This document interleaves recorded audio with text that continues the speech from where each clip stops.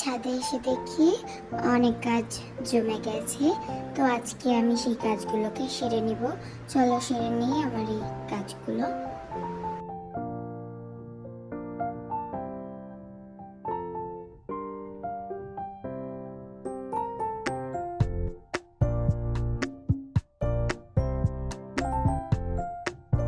তরুলতার ডালগুলো অন্য জায়গায় চলে যাচ্ছিল, তার জন্য আমি পেঁচিয়ে দিব। চলো পেঁচিয়ে নিই।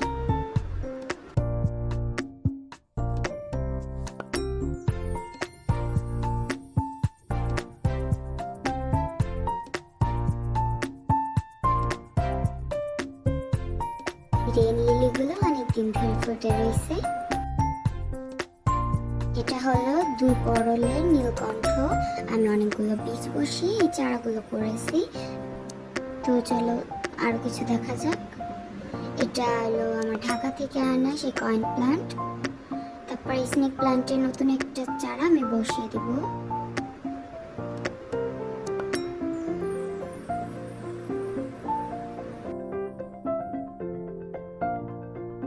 আমার গাছে কিছু আপডেট তোমাদের দিয়ে দিই।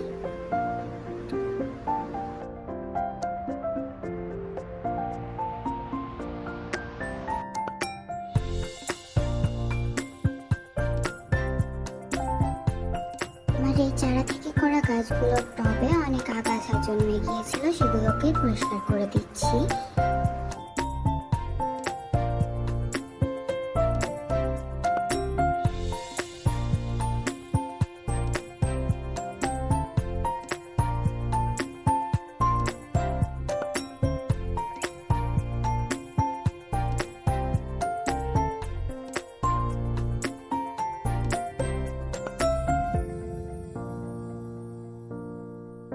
আমার এই স্থলপদ্মের টবে অনেক জল জমে গিয়েছিল, তাই আমি এটাকে ফেলে দিলাম।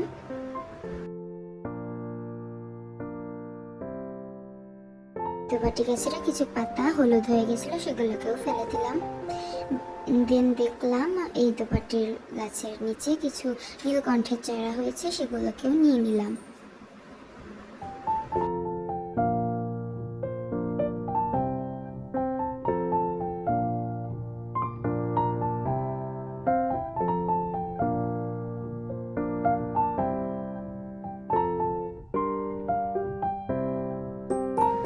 এই নাকচাপা গাছের নিচে কিছু নীলকণ্ঠের চারা হয়েছিল, আমি সেগুলোকেও তুলে নিচ্ছি।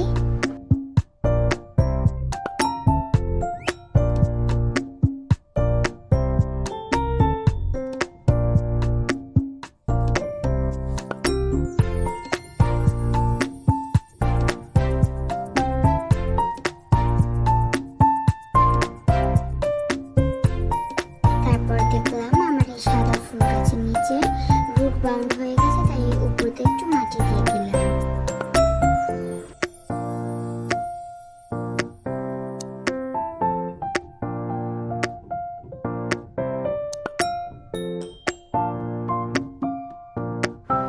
এই গাছের টবটা ভেঙে গেছে, তো আমি এটাকে একটু পরে রিপোর্ট করে নিব।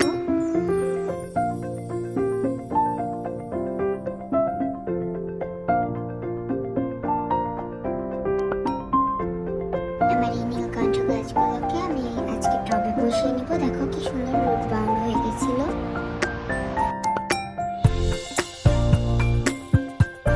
আমি বসিয়ে দিয়েছি টবে এবং দুটো বেত এভাবে আড়াআড়ি করে বসিয়ে দিয়েছি টবে, যাতে এখানে একটু লতা ছড়াতে পারে। এটা লতানো প্রকৃতির গাছ, তাই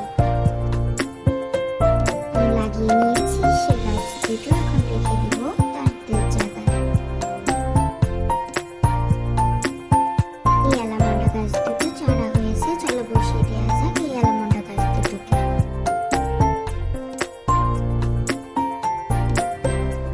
চলো বসিয়ে নিই। এখন এখানে আরেকটা চারা আছে অ্যালামন্ডার, তার জন্য সেটার পাশে এই দুটোকে বসিয়ে দেব। পরে যখন বড় হয়ে যাবে চারাগুলো, তখন টবে দিয়ে দেব।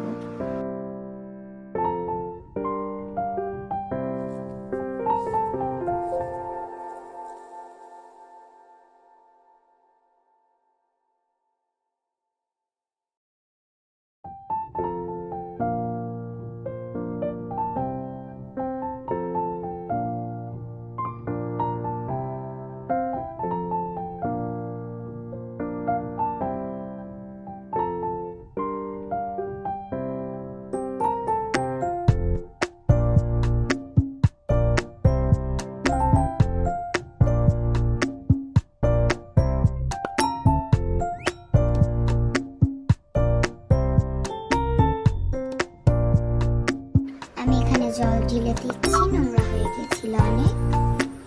তারপর দেখি পাশে এই চারাটা পড়ে রয়েছে, তো এটা একটি ছোট্ট পাতাবাহারের চারা, তাই আমি এটাকে এখন লাগিয়ে দেব। এটা অনেক ছোট, তাই একটা ছোট জায়গায় লাগাবো। দেখো এই পুতুলিকার কি সুন্দর রং হয়েছে। তো বেশি কথা না বললে আমি লাগিয়ে নিব। তো এই গাছটার পাশে একটু জায়গা রয়েছে, সেখানে আমি লাগিয়ে দেবো গাছ ছোট পাতাবাহারটাকে।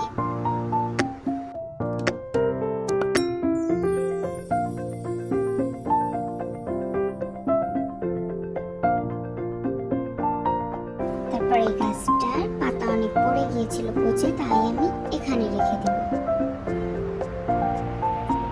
এটা একটা শেড, তার জন্য এখানেই আমি রাখি।